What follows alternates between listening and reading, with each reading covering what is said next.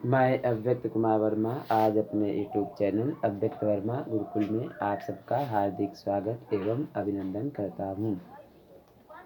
आज हम संस्कृत में लिखित महाकाव्य महाभारत के विषय में जानने का प्रयास करेंगे। महाभारत के लेखक कौन है, महाभारत में कितने श्लोक हैं, महाभारत से संबंधित कौन कौन से संस्कृत के काव्य लिखे गए हैं, या संस्कृत में महाभारत में कितने पर्व हैं, उन पर्वों के नाम कौन कौन से हैं। महाभारत में समस्त पर्वों के नाम याद रखेंगे और महाभारत के विषय में हम संपूर्ण जानकारी प्राप्त करने का प्रयास करेंगे।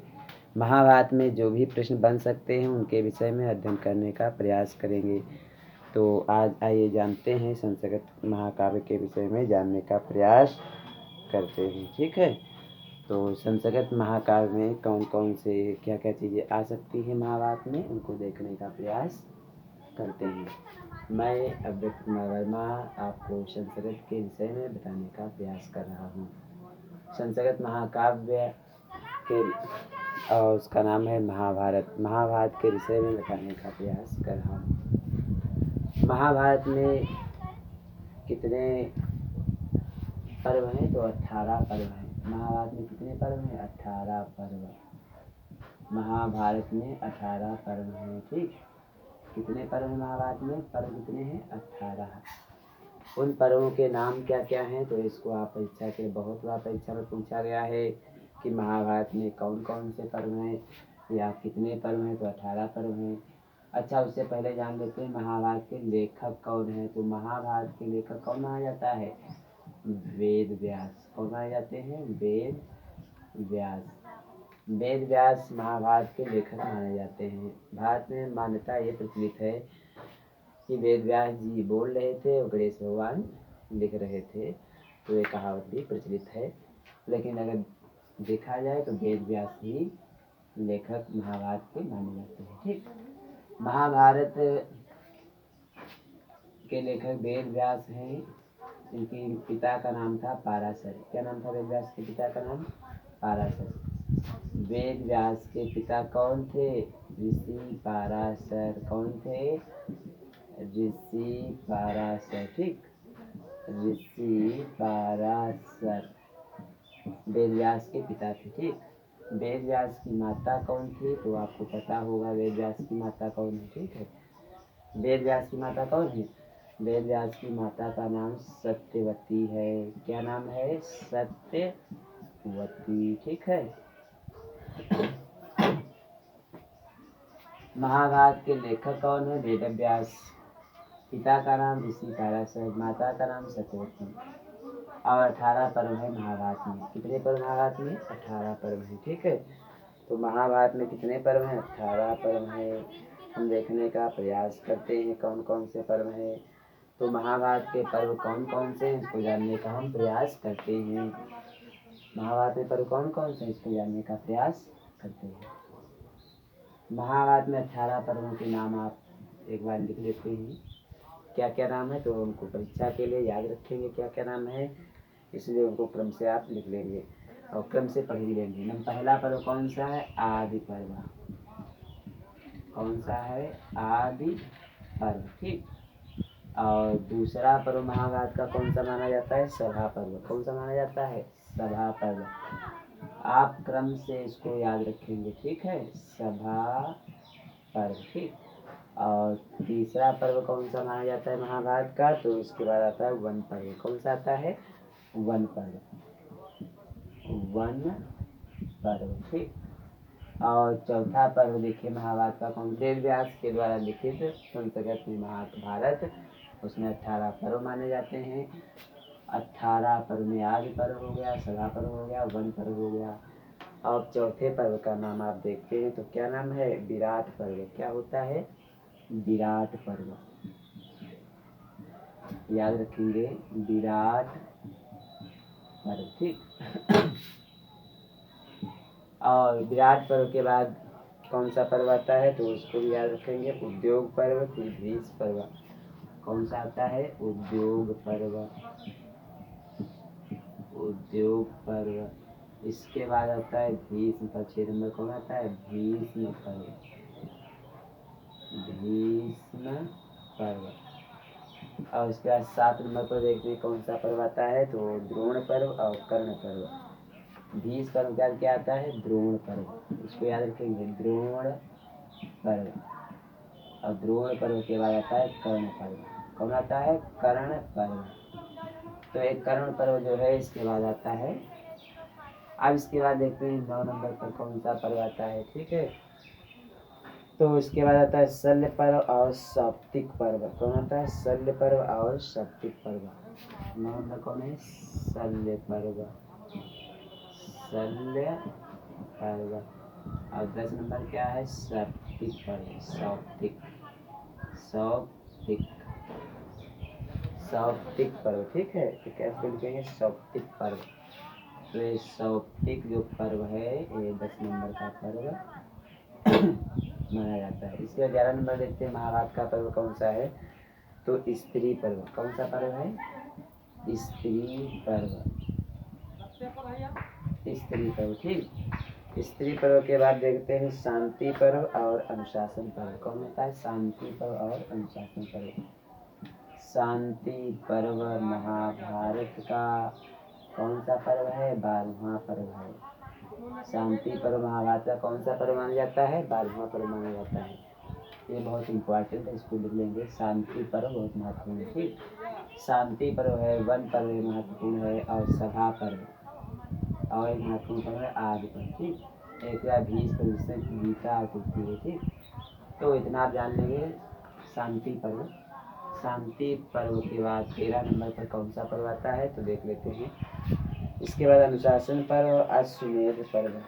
कौन आता है? अनुशासन पर्व। अनुशासन पर्व और अश्वमेध पर्व। कौन होता है? अश्वमेध पर्व। अश्वमेध पर्व। और उसके 15 और 16। 15 नंबर पर देख लेते हैं कौन सा पर्व आता है, तो आश्रमवासी पर्व। कौन आता है? आश्रमवासी पर्व। अगला मौसल पर्व। कौन आता है? आश्रमवासी पर्व। कौन सा आता है? आश्रमवासी पर्व। और उसके बाद कौन सा आता है? मौसल पर्व। कौन सा आता है? मौसल पर्व। ये परीक्षा के बहुत इम्पोर्टेंट है मौसल पर्व। ठीक, मौसल पर्व के बाद 17 नंबर है और आखिरी 18 नंबर भी है, उसको देख लेते हैं। ठीक, तो 17 नंबर क्या है? महाप्रस्थानिक पर्व। महाप्रस्थान पर्व। और इसका स्वर्गारोहण पर्व। कौन है? महाप्रस्थानिक पर्व। कौन सा पर्व है? महाप्रस्थानिक पर्व। महाप्रस्थानिक पर्व। महाप्रस्थानिक पर्व। तो ये है महाप्रस्थानिक पर्व। ठीक, और इसका स्वर्गारोहण पर्व। कौन है? स्वर्गारोहण पर्व। तो ये स्वर्गारोहण पर्व कहलाता है। ये जो है महाभारत के 18 पर्व हैं। परीक्षा के लिए आप याद रखेंगे महाभारत के कौन कौन से पर्व, उसको याद लिख लेंगे। ठीक है, तो इन 18 पर्वों को आप ध्यान से लिख लीजिएगा जो बताए गए हैं, प्रत्येक परीक्षा के लिए महत्वपूर्ण है। महाभारत वेद व्यास के द्वारा लिखी गई महत्व मानी जाती है। महाभारत में 18 पर्व हैं और पर्वों के नामकरण से याद रखेंगे। आदि पर्व, सभा पर्व, वन पर्व, विराट पर्व, उद्योग पर्व, भीष्म पर्व, द्रोण पर्व, कर्ण पर्व, शल्य पर्व, सौप्तिक पर्व, स्त्री पर्व, शांति पर्व, अनुशासन पर्व, अश्वमेध पर्व, आश्रमवासी पर्व, मौसल पर्व, महाप्रस्थानिक पर्व और स्वर्गारोहण पर्व। तो ये जो महाभारत के 18 पर्व माने जाते हैं। कितने पर्व माने जाते हैं? 18 पर्व माने जाते हैं। अच्छा, महाभारत के कितने पर्व हैं? तो 18 पर्व माने जाते हैं। आदि पर्व, सभा पर्व, वन पर्व, विराट पर्व, उद्योग पर्व, भीष्म पर्व, द्रोण पर्व, कर्ण पर्व, शल्य पर्व, सौप्तिक पर्व, स्त्री पर्व, शांति पर्व, अनुशासन पर्व, अश्वमेध पर्व, आश्रमवासी पर्व, मौसल पर्व, महाप्रस्थानिक पर्व, स्वर्गारोहण पर्व। ठीक, तो ये आपने इसको पढ़ लेंगे, कम से याद कर लेंगे। और याद करने के बाद 18 पर्वों को जो है अच्छे से पढ़ लीजिएगा। ठीक, तो इसमें जो है 18 पर्व याद करने के बाद आप क्या याद रखेंगे, इन 18 पर्वों के याद करने के बाद क्या याद रखेंगे? 18 पर्व के बाद तो महाभारत में कितने श्लोक हैं? प्रश्न आ जाए महाभारत में कितने श्लोक हैं? तो महाभारत में 1,00,000 श्लोक हैं। कितने श्लोक हैं? 1,00,000 श्लोक हैं। ठीक, 1,00,000 श्लोक माने जाते हैं महाभारत में। कितने माने जाते हैं? 1,00,000 श्लोक। विश्व का सबसे कोई बड़ा महाकाव्य है तो महाभारत है। कौन सा महाकाव्य है? महाभारत सबसे बड़ा विश्व का माना जाता है। ठीक, तो महाभारत में 1,00,000 श्लोक है और 20 पर्व से गीता अवतरित की गई है। 20 पर्व से महाभारत की गीता अवतरित की गई है। गीता में भगवान श्री कृष्ण, श्रीमद् भगवद गीता में भगवान श्री कृष्ण ने अर्जुन को उपदेश दिया है। भगवान श्री कृष्ण ने किसको उपदेश दिया है? अर्जुन को। तो लिख लेंगे, भगवान श्री कृष्ण ने अर्जुन को उपदेश दिया है। श्री कृष्ण ने अर्जुन को उपदेश दिया। किसको उपदेश दिया है? अर्जुन को। ठीक, तो भगवान श्री कृष्ण ने अर्जुन को क्या दिया है? उपदेश दिया है। उपदेश दिया है। ठीक, गीता में। ठीक, और गीता 20 वर्ष से अवतरित की गई। महाभारत के किस वर्ष से अवतरित की गई? 20 वर्ष से। गीता किस पर्व से अवतरित की गई? तो याद रखेंगे भीष्म पर्व। किस पर्व से अवतरित की गई है? भीष्म पर्व। ठीक, अच्छा, महाभारत के रचनाकाल देखिए। इसके बाद देख लेते हैं महाभारत में 1,00,000 श्लोक माने जाते हैं। आपने पर्वों को जान लिया, महाभारत के जो है संक्षिप्त परिचय आपने प्राप्त कर लिया है। अब इसके बाद देखेंगे महाभारत पर आधारित संस्करण में कौन कौन से नाटक लिखे गए हैं। ठीक है, तो शिशुपाल बधम सभा पर्व से लिया गया नाटक, मैथिली चरितम वन पर्व से अवतरित किया गया है, किराता अर्जुन भारवी का है, वन पर्व से अवतरित किया गया है, दूत घटोत्कच महाकविभास का है, दूतवाक्यम कर्णभारम मध्यम व्यायो कंठदात्रम उर्वंगम अभिज्ञान शाकुंतलम बेणी संगारम बालचरितम बाल भारतम चंपू का अभिनल चंपू भारत चंपू पांचाल स्वयं चंपू द्रौपदी परिणयम। ये जितने ग्रंथ हमने आपको बताए महाकाव्य, ये सब महाभारत से अवतरित किए गए। महाकाव्य नाटक जो भी संस्कृत के हैं ये महाभारत से अवतरित किए गए हैं। तो आप इसके बाद अब देखते हैं कि महाभारत के मुख्य आख्यान कौन कौन से हैं। तो कद्रुविंतापाख्यान, शकुंतलोपाख्यान, ययातिपाख्यान, शिशुपाल वधोपाख्यान, नरोपाख्यान, मत्स्योपाख्यान, शिशुपाल वधम उपाख्यानम, रामोपाख्यानम। अच्छा हाँ, ये प्रश्न ध्यान दीजिए, रामोपाख्यान महाभारत के किससे लिया गया है? तो रामोपाख्यान महाभारत के वन पर्व से लिया गया है। रामोपाख्यान किससे लिया गया है? वन पर्व से लिया गया है। ठीक, रामोपाख्यान महाभारत के वन पर्व से लिया गया है। रामोपाख्यान किससे लिया गया? महाभारत के वन पर्व से अवतरित किया गया है। ठीक, तो इसको आप याद रखेंगे। अच्छा, तो इसके बाद देखिए महाभारत के विषय में आपने संपूर्ण जानकारी लगभग प्राप्त कर ली है। तो महाभारत में 1,00,000 श्लोक है, वेद व्यास का की रचना है, 18 पर्व है। अच्छा, महाभारत का युद्ध कितने दिन तक चला था? तो 18 दिनों तक युद्ध चला। 18 दिनों तक युद्ध चला। गीता में 18 अध्याय हैं। गीता में क्या है? 18 अध्याय। क्या है? अध्याय। ठीक, गीता में 18 अध्याय माने जाते हैं। महाभारत का युद्ध कितने दिन? 18 दिन। पर्व भी 18 महाभारत में माने जाते हैं।